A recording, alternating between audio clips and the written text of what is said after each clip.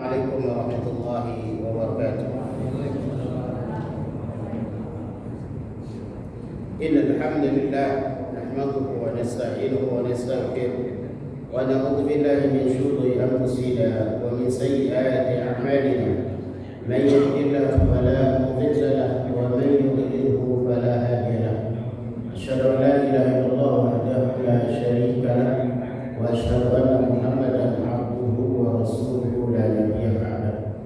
Allahumma shalli ala Muhammad wa ala ali Muhammad kama shallaita ala Ibrahim wa ala Ibrahim innaka Hamidum Majid. Allahumma barik ala Muhammad wa ala ali Muhammad kama barakta ala Ibrahim wa ala ali Ibrahim innaka Hamidum Majid. Wa qala Allah jalla jalaluhu ya ayyuhalladzina amanu taqullaha haqqa tuqatih wa la tamutunna illa wa antum muslimun. Wa qala Allah jalla jalaluhu ya ayyuhalladzina amanu taqullaha wa qulu qawlan sadida yuslih lakum a'malakum wa yaghfir lakum dhunubakum wa man yuti' Allaha wa rasulahu faqad faza fawzan 'azima. Amma ba'd.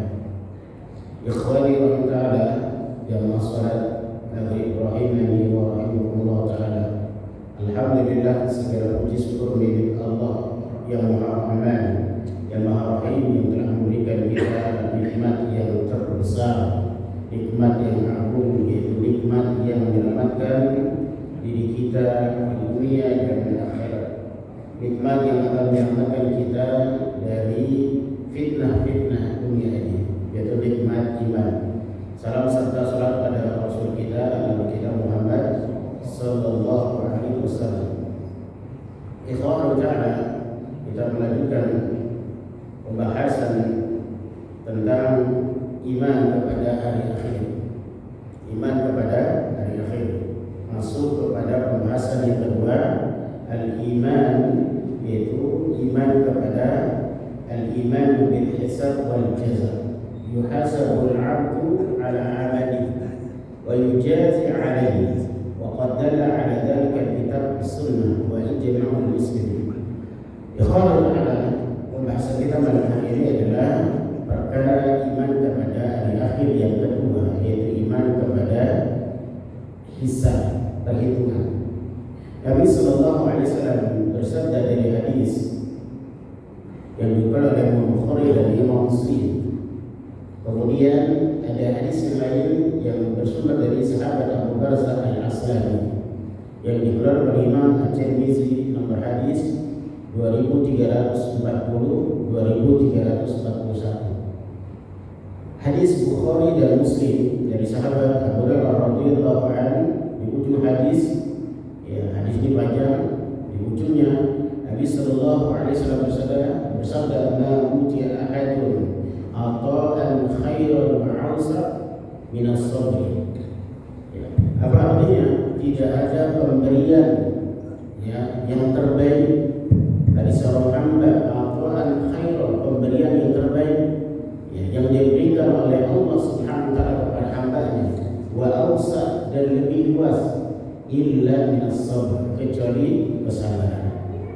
Nah, ikhwan ta'ala, di antara anugerah yang terbesar, di antara rezeki yang terbesar, di antara pemberian Allah Subhanahu wa taala yang terbesar untuk kita, yaitu pemberian Allah berikan kepada kita sifat sabar.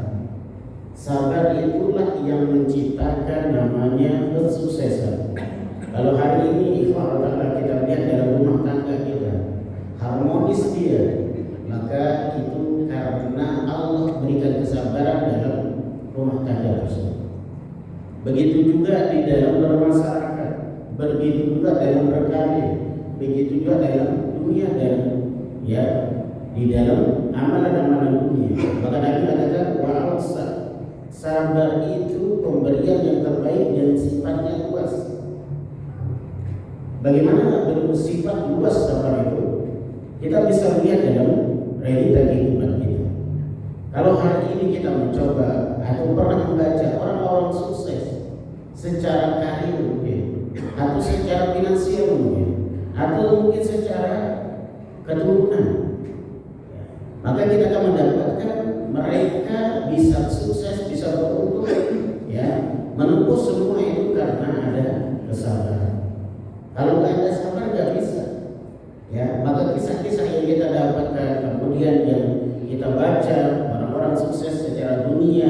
baik itu sifatnya lokal maupun mendunia, itu pasti mereka merasakan namanya pahit. Pasti mereka merasakan namanya ya ujian-ujian, yang mana ujian itu akan mengupgrade seseorang, akan membackup seseorang untuk menjadi orang-orang yang sukses. Allah Subhanahu wa taala berfirman dalam surah yang ketiga ayat 200, ya ayyuhalladzina amanu sabiru wa sabiru wa rabitu wattaqullaha hal 'alakum tuflihun. Maka ujung ayat itu ditutup dengan la'allakum tuflihun. Semoga kalian menjadi orang-orang yang muflih, beruntung, bahagia. Nah, ini Allah bahwa rezeki yang Allah berikan kepada kita itu adalah kesabaran. Para nabi, para rasul, Allah mereka bisa melewati ya fase-fase yang begitu perihnya, pahitnya. Coba kita lihat yang dakwah yang dialami oleh Nabi Nuh tidak sedikit ya, bukan ringan. 950 tahun Nabi Nuh berdakwah. Itu kalau nggak ada kesabaran nggak akan terlaksana. Kalau hilang kesabaran maka dakwahnya bisa berantakan. 950 tahun yang mencengangkan ikhwan dari perjalanan Nabi Nuh alaihissalam apa? Pengikutnya tidak lebih dari 70 sampai 80. Coba 70 sampai 80. Bukan ribuan, bukan jutaan. Kalau hari ini beda fitnahnya. Ya, untuk mendapatkan follower 5 juta itu gila-gila acaranya, gampang. Main di TikTok dapat pengikut 5 juta. Tapi beda dengan dakwah ya, makanya ibarat kalau dakwah itu sering diakumulasikan, sering yang parameternya dengan banyaknya yang mengikutnya, banyak yang mendengarnya, banyak menghadirinya, beranikah di antara kita memberikan label kepada Nabi Nuh bahwa dakwah Nabi Nuh tidak berhasil? Coba kira-kira siapa yang berani? Nah itu dakwah itu tidak ada ya hubungannya dengan banyak yang tidaknya ya. Karena disitulah kesabaran yang paling tinggi. Marotib daripada sabar itu adalah ketika seseorang melaksanakan ketaatan, ketika seseorang melaksanakan ibadah, itu sabar yang paling tinggi dan berat. Dan di antara bentuk ketaatan ibadah itu dakwah kepada Allah. Maka Allah berfirman dalam surah ya yang ketiga surah Yusuf, kemudian ayat 108, ud'u ila Allah ala basyiratin ana wa man ittaba'ani wa subhanallah wa ma ana min musyrikin. Ud'u ila Allah, serulah mereka, ajarlah mereka kemana? Ke jalan Allah di atas apa? Ala basyiratin ana, di atas para ulama tafsir mengatakan hujjatun syar'iyyah. Berarti dakwah itu orientasinya ya adalah untuk Allah Subhanahu wa taala. Tujuannya untuk Allah Subhanahu wa taala. Karena tujuannya untuk Allah Subhanahu wa taala, maka konsepnya harus di atas ilmu syar'iyyah. Bukan karena nafsu, bukan karena semangat. Nah, itu ikhwan. Coba kita buka surah 16 ayat 127. Ya, ayat ini walaupun mukhatabnya ya pembicaraannya langsung ditujukan kepada Rasul sallallahu alaihi wasallam, tetapi bisa menjadi pelajaran untuk kita semua. Saya ulangi lagi, walaupun ayat ini yang langsung diajak bicara oleh Allah Subhanahu wa taala adalah Nabi sallallahu alaihi wasallam, tetapi ya bukan berarti ayat yang turun berkenaan dengan Nabi, dengan Rasul, berkenaan turun dengan Nabi Nuh, berkenaan turun dengan Nabi Ibrahim, kemudian tidak bisa diamalkan kita. Tidak. Kata para ulama tafsir, al-ibratu bi umumil alfaz la bi khususil asbab. Ini kaidah. Al-ibratu pelajaran yang kita bisa ambil dari Al-Fatihah sampai An-Nas itu dilihat dilihat dari mana? Sisi keumuman lapasnya, bukan dilihat dari sisi kekhususan turunnya. Maka para ulama wala bukan dari sebab turunnya. Kalau kita bicara ya basic Al-Quran, kalau kita bicara tentang kronologinya atau asbabul wurudnya Al-Quran, ya atau asbabul nuzulnya Al-Quran atau asbabul wurudnya hadis, itu sedikit ikhwan. Artinya kita dapat pelajaran tabbat yada abi lahabin wa tab, ini hanya untuk Abu Lahab. Berarti ayat ini tidak berlaku untuk kita. Nah, itu agak sedikit ikhwan. Maka para ulama tafsir katakan al-ibratu bi umumil alfaz. Ya, pelajaran itu dilihat dari ya teks secara umumnya, bukan karena sebabnya. Maka ayat yang kita baca tadi surah 16 ayat berapa tadi? 127. Apa kata Allah? Wasbir wa ma sabruka illa billah.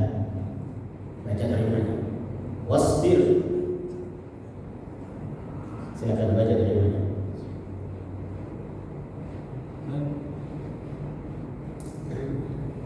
Dan bersabarlah Muhammad, dan kesabaran itu semata-mata dengan pertolongan Allah, dan janganlah engkau bersedih hati terhadap kekafiran mereka, dan jangan pula bersedih dada terhadap budaya yang mereka lakukan. Ya, ini ikhwan. Ya, Allah Subhanahu wa taala memberikan peringatan kepada Nabi.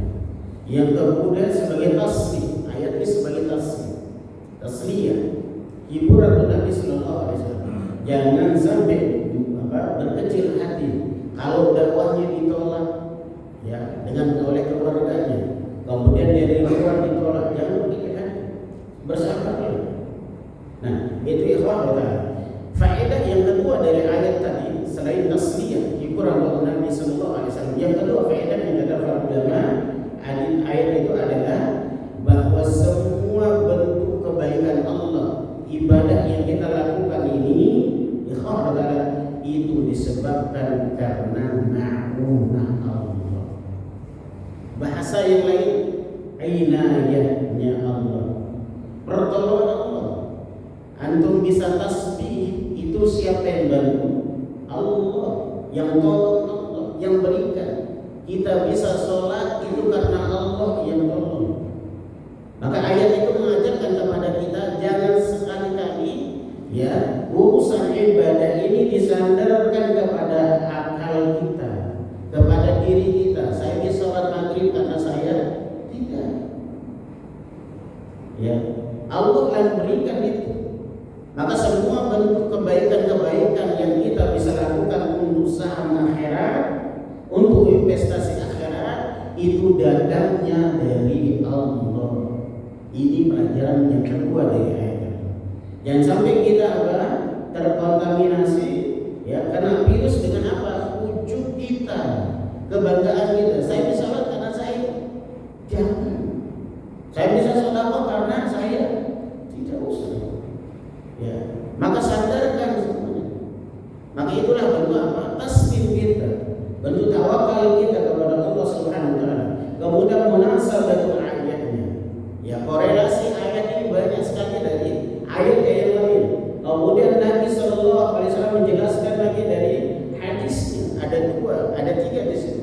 Kalau kita ambil dalam Riyadhus Shalihin, ya, bab tentang istiqomah, bab tentang sabar, di situ kita dapatkan ada 2 bahkan 3 riwayat yang menjelaskan tentang bahwa seluruh ibadah yang kita lakukan ini adalah rahmat dan keutamaan dari Allah SWT. Di antara antum pada mendekatkan hadis ini, apa kata Nabi sallallahu alaihi wasallam? Saddidu wa qaribu layyan juwa ahadakum bi'amali wa la anta ya rasul wa la ana illa ayyataqammani bi rahmatin wa fadlin.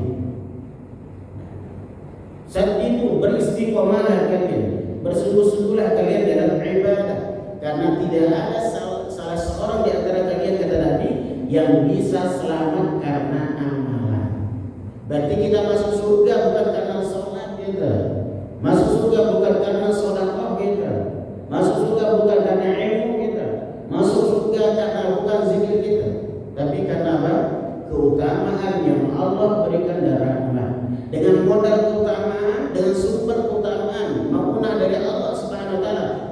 bisa sedekah yang endingnya surga, orang bisa sholat yang endingnya apa? Surga, orang bisa tasbih endingnya apa?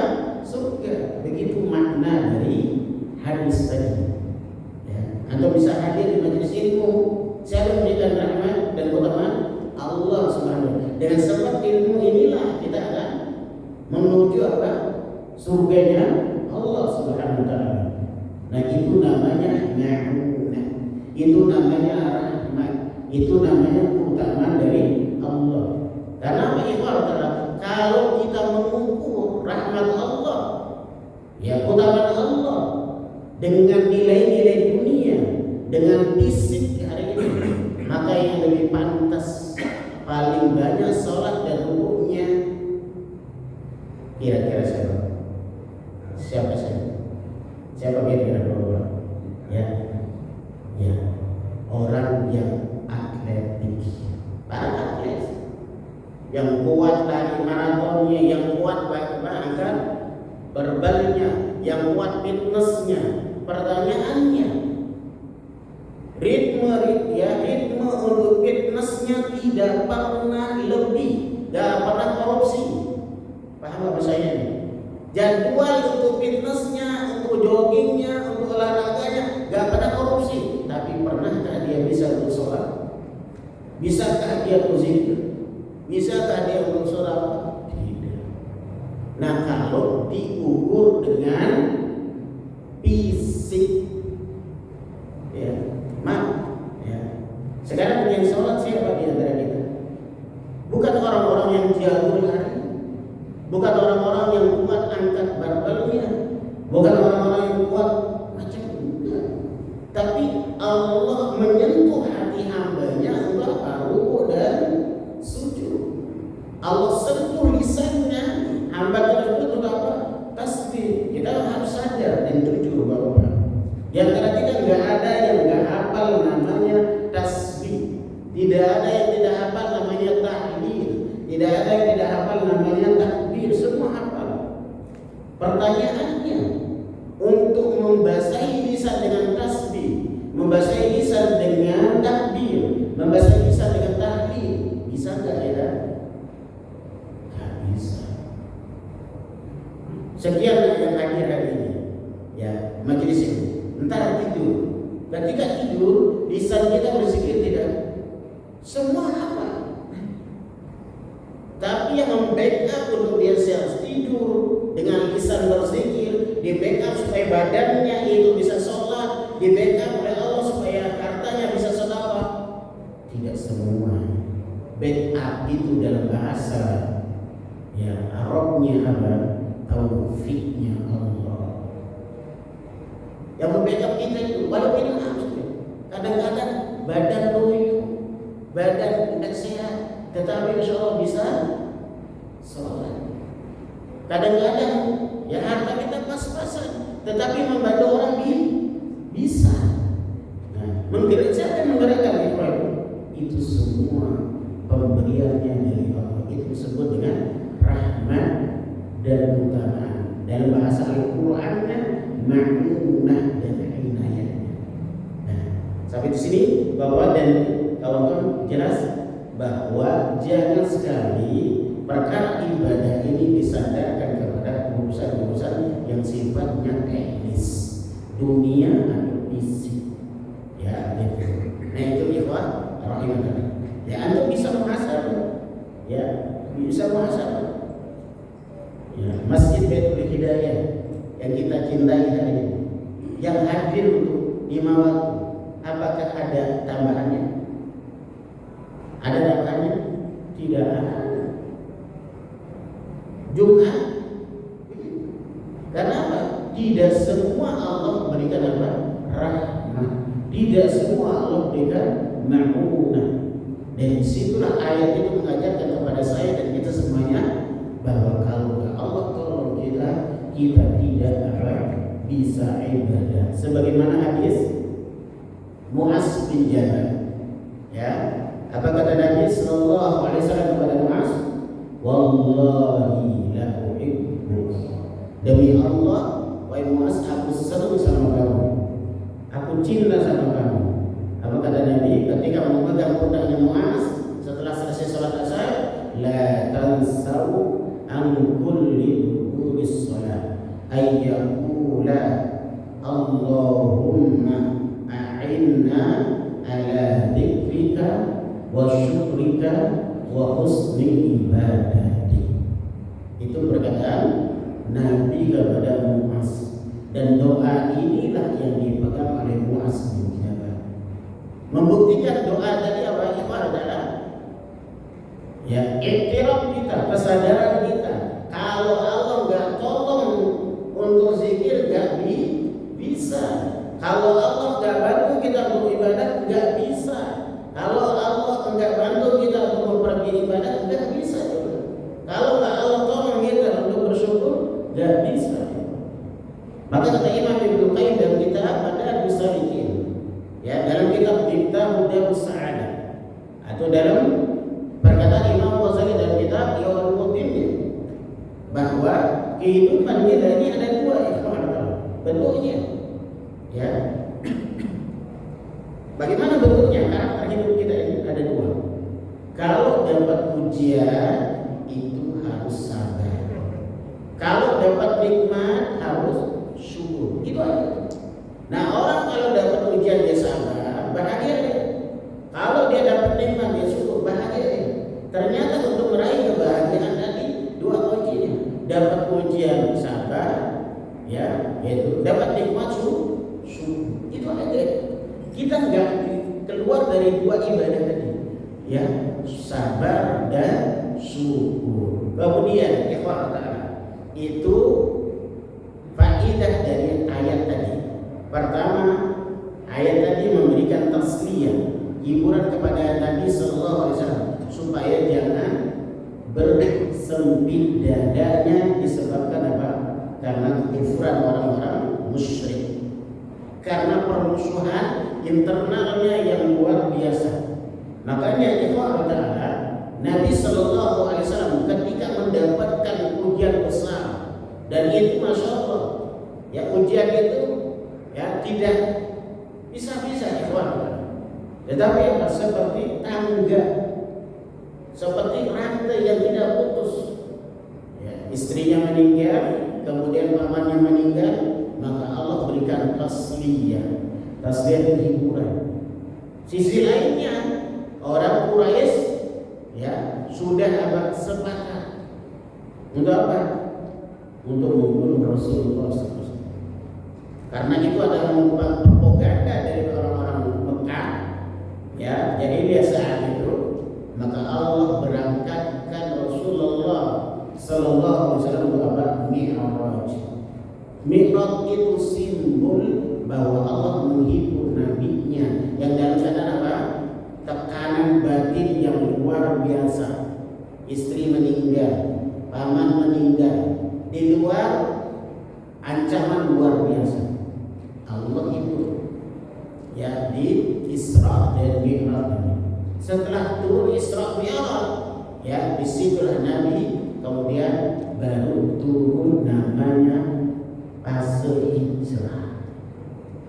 Nah itu ikhwan. Nah, itu perjalanan Rasulullah SAW dan semua Nabi dan para Rasul ya mengalami namanya dakwahnya, konsekuensinya harus ada yang dibelah ya badannya, ada yang dipotong badannya. Itu para Nabi, para Rasul. Nah itu ya Allah. Kemudian ikhwan di antara bentuk makna bahwa pemberian Allah itu amat luas adalah dia sabar. Ya. Di mana kita bisa lihat ini makna sabar ini dalam praktek kita sehari-hari. Ya. Atau dalam praktek yang sederhana yang kita lihat ya dalam hal sholat atau ibadah. Ya. Nah itu yang orang. Nah kalau dalam ibadah saja itu sholat maghrib tadi, ya atau sholat asar, itu kalau hilang namanya kesabaran, kita tidak akan sukses sholat, tidak akan sempurna sholat. Maka dalam sholat itu butuh namanya kesabaran. Anda pernah dengar namanya hadis salah, ya orang mencuri dalam sholat itu karena kehilangan sabarnya. Antum pernah mendengar hadis namanya musii'us shalah, orang yang buruk sholatnya itu karena kehilangan sabarnya. Dua hadis tadi, bahkan yang ketiga nanti, ya hadis ini ikhwan ta'ala memberikan gambar yang real kepada kita bahwa sholat itu butuh kesabaran. Nah kesabaran itu dibingkai dalam ilmu fikih namanya tumanina. Sering kita bahas tumanina. Kalau nggak ada tumanina itu nggak sukses orang sholat, nggak sempurna sholatnya. Satu sisi ya yaitu hadis Khalid bin Rifa'ah yang disebutkan dengan istilah sholat musii'us shalah. Saya ulangi lagi istilah dalam ilmu fikihnya musii'us shalah, orang yang buruk sholatnya, yang jelek sholatnya. Ya, Nabi perintahkan kepada Khalid bin Rifa'ah untuk mengulangi salat berapa kali? 3 kali. Gambaran ya bahwa orang dalam salat butuh kesabaran. Nah, ya jangan tersinggung bahwa ini kita saya mengingatkan. Ya kadang-kadang di antara ya orang-orang tua kita atau jamaah kita itu kadang-kadang terburu-buru mendahului imam. Nggak boleh. Batasan kita bergerak Bapak dan kawan-kawan itu lapas takbir, bukan gerakan imamnya. Ya, untuk jangan ikut gerakannya. Ya, itu Pak. Ini yang sering kita dapatkan. Yang kita ikuti itu lapasnya. Kalau imam itu mengatakan Allahu Akbar, itu standarnya di takbirnya. Baru kita bergerak. Bukan lihat gerakan imam. Kalau gerakan imam apa? Hadis An-Nasai, Abu Hurairah, Abu Dawud, An-Nasai. Dia ini ada konsekuensinya apa? Ada 2 itu. Allah akan rubah muka kita seperti imam, atau dalam riwayat yang lain Allah rubah dan ciptakan kita dalam keadaan jadi imam. Apa itu? Halidain. Nah itu ikhwah berhati-hati. Itu betul apa? Ternyata sholat juga butuh namanya sabar, ya. Makanya jangan hanya sekedar ngikutin apa yang diikuti itu lapas takbirnya, bukan gerakan. Ya, itu biasa. Ya, kita husnuzon deh, husnuzon saja. Mungkin orang tua kita, ya, mungkin ada usul secara syar'i. Apa mungkin capek mungkin, ya capek dia, atau mungkin berat badannya yang tidak memungkinkan dia. Akhirnya kadang-kadang ketika imam bergerak dia ikut bergerak. Ya muqarrarah bersamaan dengan imam ini tidak boleh. Iya. Kenapa? Nabi katakan apa? Ju'ilal imam liyutamma bi. Fa idza kabbara fakabbir. Wa idza sajada fasjud. Wa idza raka'a farka'. Nah, itu contoh yang nyata dalam sholat. Ternyata apa? Sholat juga butuh sabar. Makanya kita mengenal namanya ya hadis musii'us shalah. Nanti Bapak dan kawan-kawan bisa lihat dalam kitab Bulughul Maram sifat sholat. Bisa dilihat dalam kitab Nailul Autar sifat tentang sholat Nabi.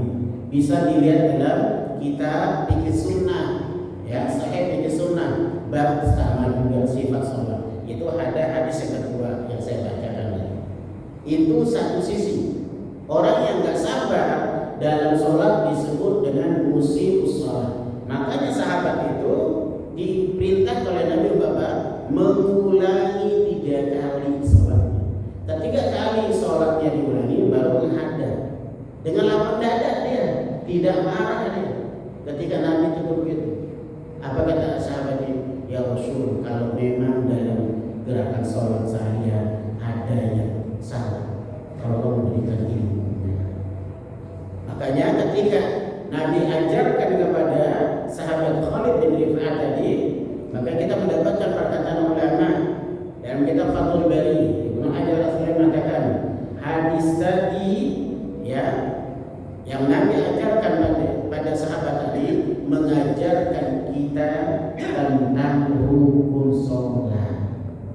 Ya. Kalau hadis tadi Bapak yang diajarkan oleh Nabi kepada sahabat itu rukunnya sholat saja, rukun sholat. Maka idza kunta ila shalah fa asbiqil wudu, fakabir, apabila kamu hendak melaksanakan salat maka hendaklah apa?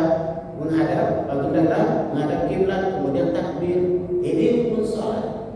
Summa qra, kemudian baca rukun salat. Summa hatta tatma'inna raqi'an, udah ruku sehingga kamu merasakan apa? Tumanina. Summa i'tadala, hatta ya kamu sudah angkat rafa rasau, ya angkat kepalanya, i'tidalan, merasakan tenang. Summa sujud hatta tatma'inna sajidan, kemudian sujud sampai kamu merasakan tenang dalam sujud. Kemudian Bapak dan Ibu dan kawan-kawan rendah. Tumanina itu batasan minimalnya kata para ulama fikih sakata, ya berdiam sejenak. Berdiam sejenak itu ukuran apa? Bacaan sekali bacaan. Kalau kita baca tasbih subhana rabbiyal a'la, berdiam, itu namanya tumanina minimal. Kenapa?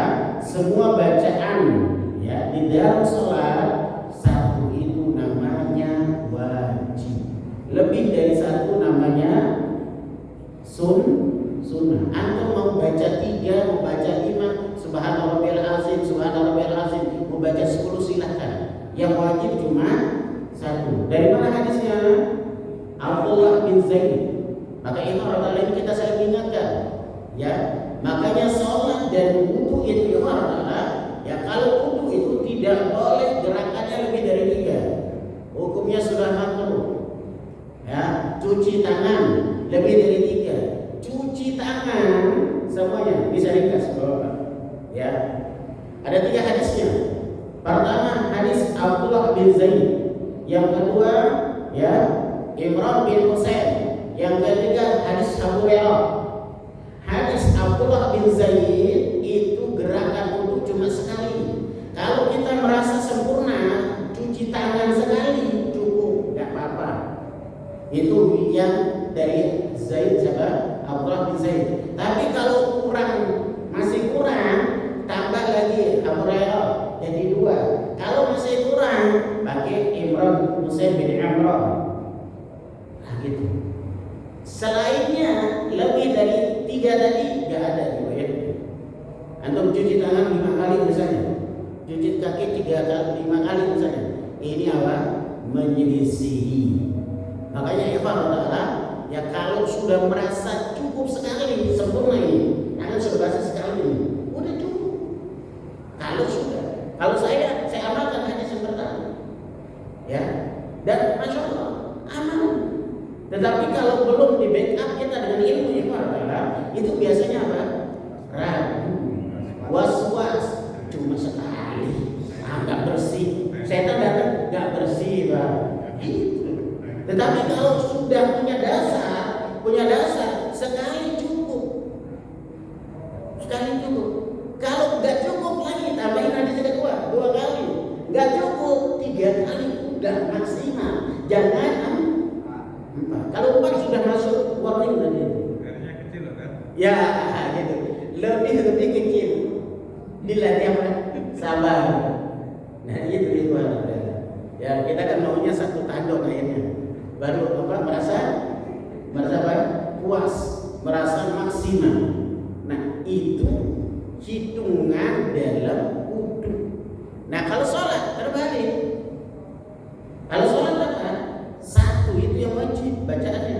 Yang lebih dari 1 terserah sunnah. Mau antum baca 3 kali, mau baca 5 kali. Apalagi imamnya bacaannya panjang misalnya. Subhana rabbiyal a'la, subhana rabbiyal a'la. Atau mungkin dia baca pakai yang lain. Ya, ada juga imam yang ada.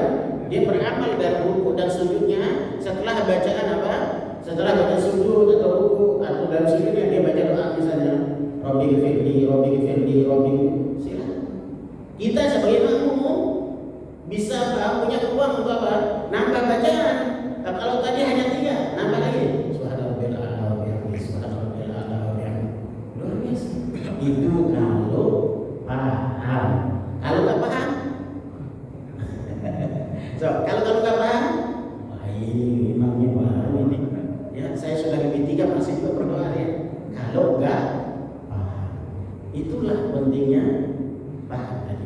Sehingga apa?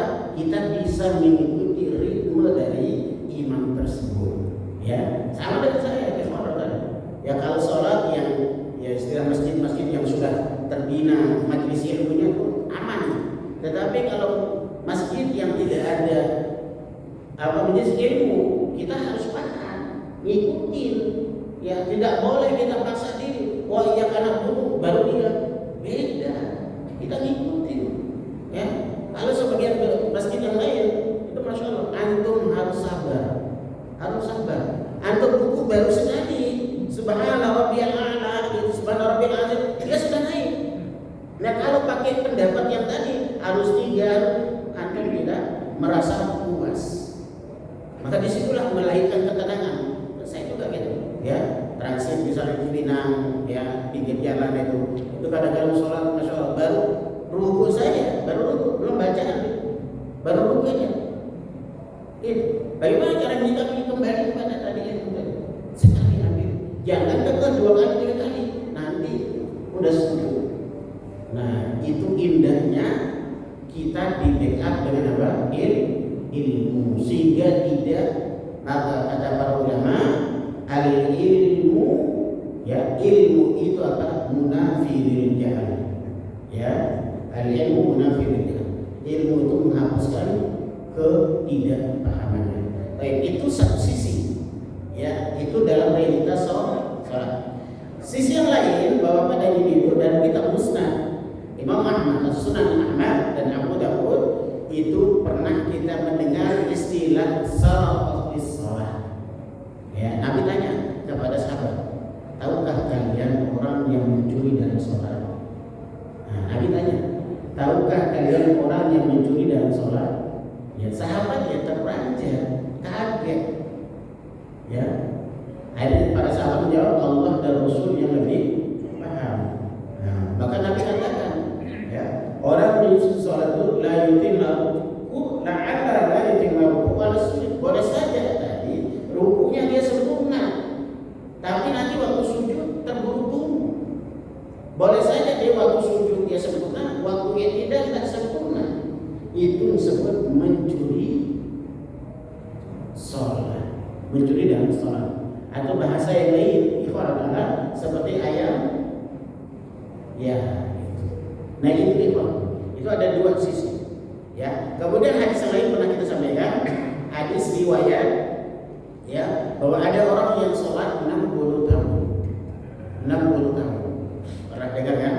60 tahun. Dia tidak diterima sholatnya. Kenapa? Karena tidak ada tumanina. Bahasanya apa? Tidak ada kesabaran dalam sholat. Yang lebih lagi gangguannya Bapak, nanti kalau sholatnya, ya kalau imamnya bacaannya, nah tadi itu luar biasa. Gangguan itu, ya. Maka ini gangguan bagi orang yang alim maupun orang yang tidak.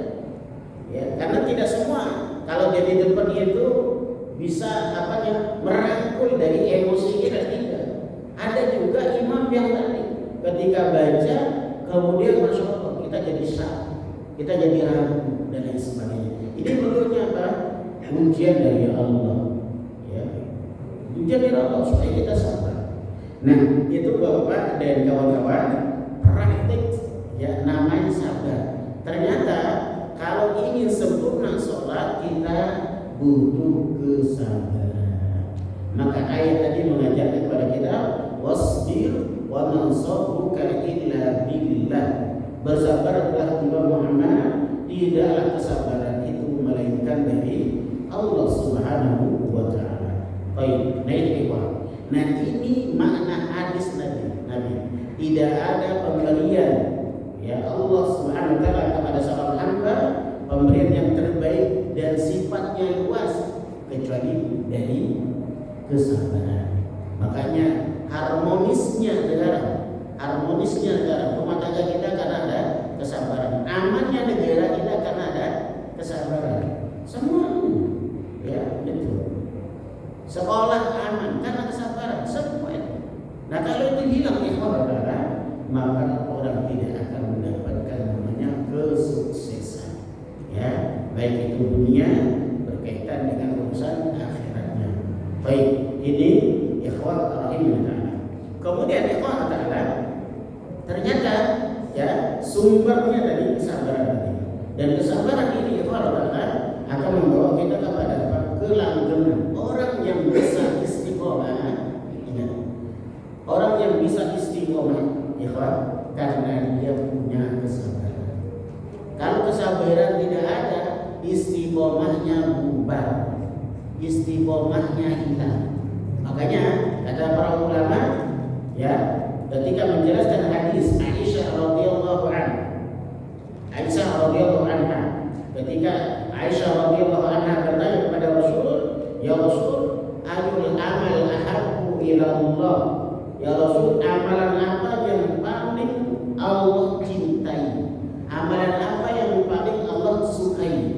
Nabi jawab dengan jawaban yang sangat ringkas, padat, dan berbobot. Kita hafal hadis itu. Apa kata Nabi? Adwamuha wa inqariha. Amalannya kontinu walaupun sedikit. Kira-kira mudahnya? Benar. Antum sekarang untuk membangun karakter saja, membangun karakter, contohnya saya mau rutin jam 2 bangun, udah tidak? Susah. Nah, makanya dibangun dengan kesabaran tadi. Ya, penuh kesabaran. Tepat waktu jam 2 bangun. Akhirnya apa? Lama-lama jadi. Nah, itu ikhwah. Makanya orang yang istiqomah itu menunjukkan kesabarannya yang luar biasa. Maka untuk mendapatkan istiqomah ikhwah, kuncinya sabar. Contoh, ya puasa Senin Kamis, ya Yaumul Bid, itu nggak mudah. Kalau kita nggak sabar, itu bubar puasa itu. Apalagi ya sebentar lagi Zulhijjah, ya Jumat depan sudah masuk Zulhijjah. Ya, di situ kita berbareng-bareng untuk apa? Ngambil. Saya ingatkan ikhwan ta'ala, saya mungkin nggak ada waktu nanti. Saya ingatkan untuk Zulhijjah ini ikhwan ta'ala, ya silakan puasanya. Ada 2 hadisnya. Ya, hadis yang berkenaan tentang keumuman Zulhijjah, ya ambil hadis yaitu Sa'ul Muharram. Yang kedua berkaitan Zulhijjah, hadis yang berkenaan tentang hari ke-9 dan ke-10. Nah, terus bagaimana adab kita, perilaku kita? Kalau bisa antum puasa ambil hadis yang umum, kemudian hadis yang khusus silakan. Tapi kalau tidak memungkinkan karena kerja kita, kesibukan kita, maka jangan lewatkan tanggal 9. Ya, jangan lewatkan tanggal 9 tadi. Kalau memang tidak memungkinkan, karena apa? Allah berikan 1 tahun hanya sekali. Untuk apa ini? Tukafirus saya. Ya, tukafirus saya, menghapuskan dosa kita. Ya, nah itu ikhwah rahimahullah. Baik. Ya, kita jeda dulu ya. Ya, azan dulu ya, baru nanti kalau Bapak mau diskusi silakan. Kalau enggak diskusi silakan. Baik. Udah azan nih. Kalau enggak saya azan.